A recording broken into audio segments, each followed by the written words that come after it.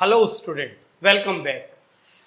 This is the final video of coordination compound. As per the latest CBSE syllabus, हमने आपसे सभी theories, isomerism, general definition, IUPAC nomenclature और introduction सभी discuss कर लिया है.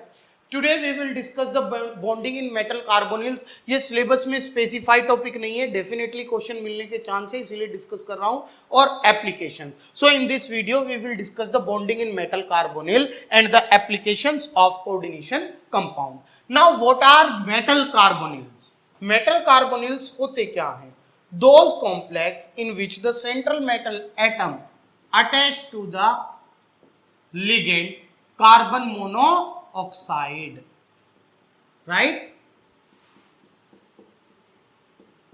These are metal carbonyls जिनमें central metal atom ligand carbon monoxide से लिंक होके क्या बना लेता है? एक कॉम्प्लेक्स बना लेता है. वही हमारे क्या कहलाते हैं? मेटल कार्बोनिल्स कहलाते हैं. और बेटा अगर मैं आपको बात करूं, आपके पास जो मेटल कार्बोनिल्स हैं इनमें जो कार्बन मोनोऑक्साइड है ये लिगेंड स्पेक्ट्रोकेमिकल सीरीज में भी सबसे लास्ट था, सबसे पावरफुल लिगेंड होता है. तो वही बात है कि मेटल कार्बोनिल में ऐसी किस तरह की बॉन्डिंग होती है, क्यों ये सबसे पावरफुल लिगेंड है. तो पहले आप देखिए कार्बन मोनोऑक्साइड, कार्बन मोनोऑक्साइड ये किस तरह का लिगेंड है? कार्बन मोनो, कार्बन के लास्ट सेल में अगर आपको याद हो कितने इलेक्ट्रॉन होते हैं? 4, 1 2 3 4. ऑक्सीजन के लास्ट सेल में कितने इलेक्ट्रॉन है? 1 2 3 4 5 6. तो 2 इलेक्ट्रॉन ये कार्बन से शेयर कर लेता है, 1 2 3 4.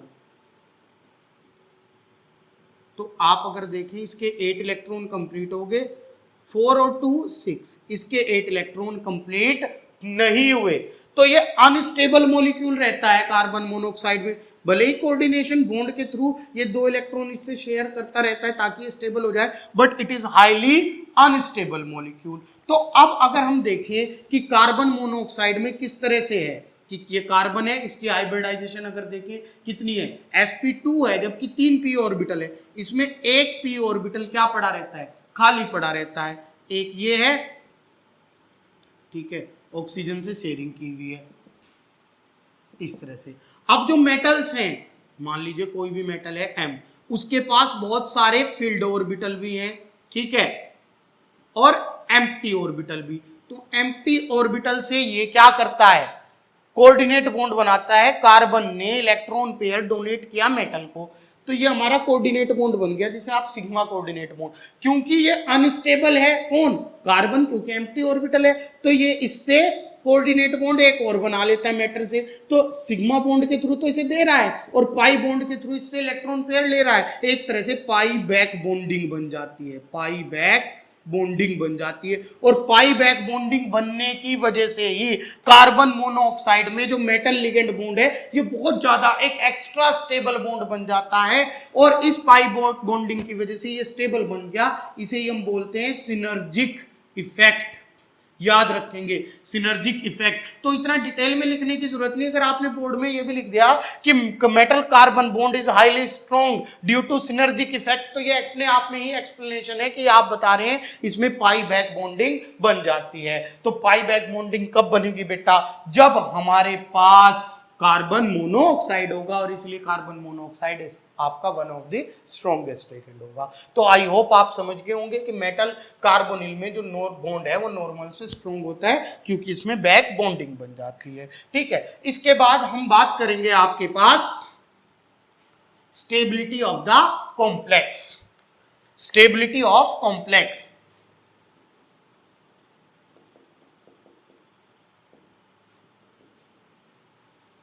बेटा अगर मैं स्टेबिलिटी की बात करूं, स्टेबिलिटी मींस क्या है? The reciprocal of instability. Suppose कोई एक कॉम्प्लेक्स है ML4, right? This is dissociate as M, ये सपोज N पॉजिटिव आ रहा है, N positive plus 4L, right? तो अगर आप ये मान लीजिए the stability of complex is the ease of association in the solvent. कोई solvent में complex है और वो एसोसिएट हो रहा है, अगर एसोसिएट रह रहा है तो स्टेबल है, डिसोसिएट हो रहा है तो unstable.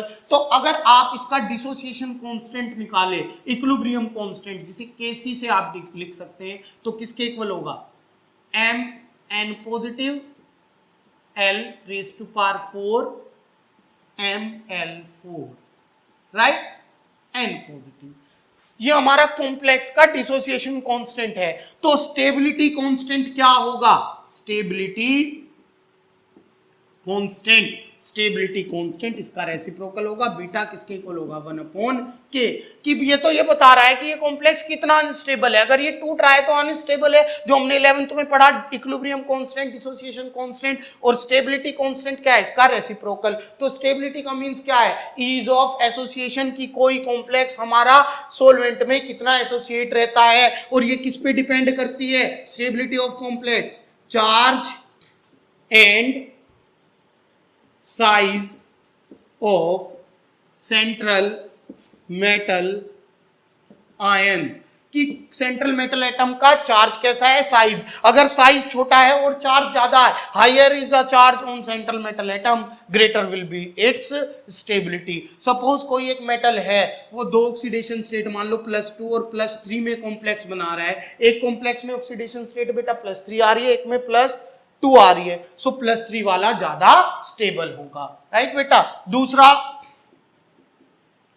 Nature of ligand, ligand का नेचर कैसा होगा? What is the nature of ligand? Ligand का नेचर, अगर स्ट्रॉन्ग फील्ड लिगेंड है, कैसा है? Strong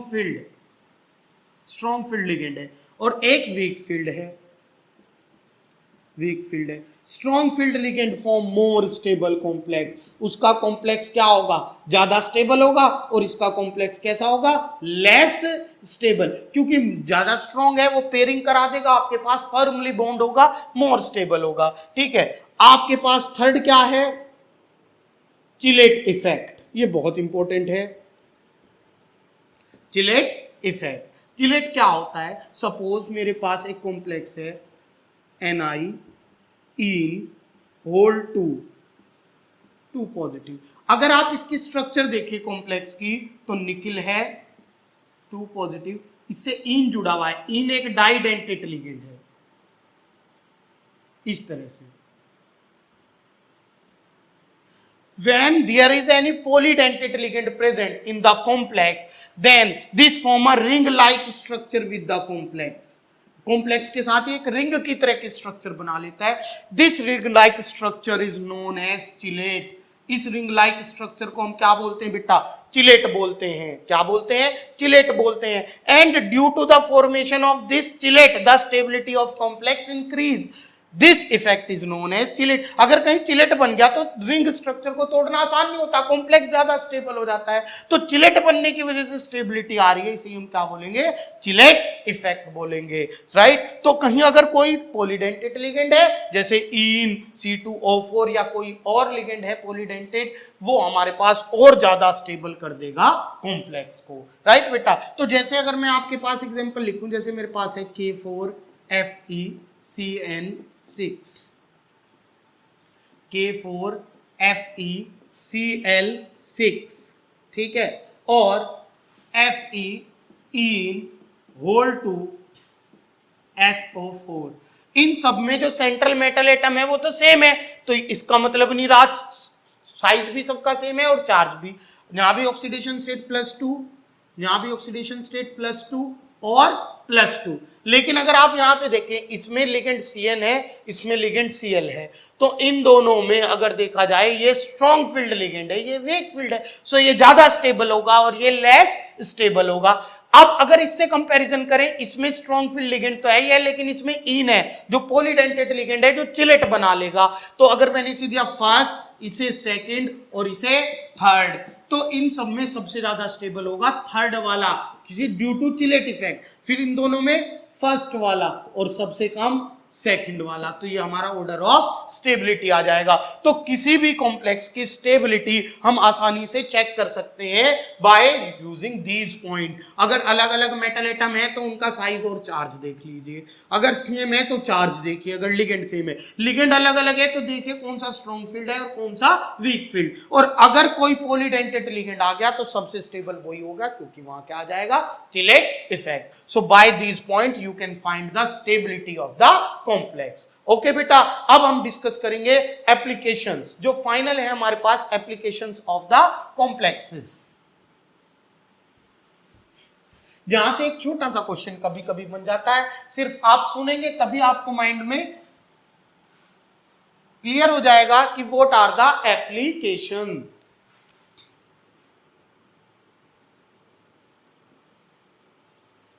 applications of complexes, applications of complexes. Complexes की क्या क्या एप्लीकेशंस होती हैं, ठीक है, ये हम आपसे डिस्कस करेंगे। जैसे पहली है इन qualitative and quantitative analysis. Complex qualitative और क्वांटिटेटिव एनालिसिस में बहुत यूज किए जाते हैं। मान लीजिए आपके पास कहीं पे कोई एक सब्सटेंस है, आपको चेक करना है, तो किसी लिगेंड से अगर वो कॉम्प्लेक्स बनाता है तो कॉम्प्लेक्स बना के हम चेक कर सकते हैं। जैसे कॉमन है हार्डनेस ऑफ वाटर, हम जो घरों में पानी पीते हैं उसमें कैल्शियम और मैग्नीशियम के आयन होते हैं बेटा, तो हम चेक कर सकते हैं उसकी टाइट्रेशन किससे करा के, ईडीटीए से। पानी का सैंपल लिया, उसमें एरियोक्रोम ब्लैक टी इंडिकेटर और ईडीटीए से टाइट्रेशन करते हैं। जैसे ही कलर चेंज होता है हमें पता चलता है इतना कॉम्प्लेक्स इसमें बन गया, और कैलकुलेशन करके हम पता लगा सकते हैं कि किसी पानी में कितने कैल्शियम आयन है और कितने मैग्नीशियम आयन है, यानी कि हार्डनेस उनकी कितनी है। तो एनालिसिस में यूज किया जाता है, ठीक है, एनालिसिस में हम इसे यूज कर सकते हैं। दूसरा जो है एक्सट्रैक्शन ऑफ मेटल्स। देखिए बेटा, मोस्टली मेटल्स जो हैं हमें क्या है, प्योर फॉर्म में नहीं मिलते, they found in the form of compound. ज्यादातर जो मेटल है वो कंपाउंड की फॉर्म में मिलते हैं। आयरन, गोल्ड, सिल्वर, हमें इन्हें कैसे निकालते हैं, आयरन का कंपाउंड मिलता है, हम आयरन की फिर मेटलर्जी करते हैं और वहां से मेटल को एक्सट्रैक्ट करते हैं। लेकिन जो नोबल मेटल है, जैसे हमारे पास क्या है बेटा, गोल्ड है, सिल्वर है, ये हमें नहीं मिलते या प्योर फॉर्म में नहीं मिलते। इन्हें कैसे एक्सट्रैक्ट किया जाएगा कि जो गोल्ड है, गोल्ड का Cn से साइनाइड उसमें डाल दिया जाएगा और कॉम्प्लेक्स बना लेते हैं, AuCN2 2 नेगेटिव। सिमिलरली सिल्वर का, और इसमें कोई एक्टिव मेटल डाल दिया जैसे कि जिंक, जिंक ज्यादा रिएक्टिव है गोल्ड से, इसे डिस्प्लेस कर देगा, क्या आएगा, ZnCN4 2 नेगेटिव, और साथ में क्या मिल जाएगा, गोल्ड। गोल्ड प्रेसिपिटेट होके बाहर आ जाएगा, जिसे फिल्टर करके अलग कर लो। इसी तरह सिल्वर या प्लेटिनम, तो जो लेस रिएक्टिव नोबल मेटल है उन्हें हम कॉम्प्लेक्स बना के आइसोलेट कर सकते हैं, एक्सट्रैक्ट कर सकते हैं। तो दूसरा यूज हुआ इसका एक्सट्रैक्शन ऑफ द मेटल्स में, ठीक है बेटा। तीसरा इसका जो यूज है अगर हम बात करें वो बायोलॉजिकल फंक्शन।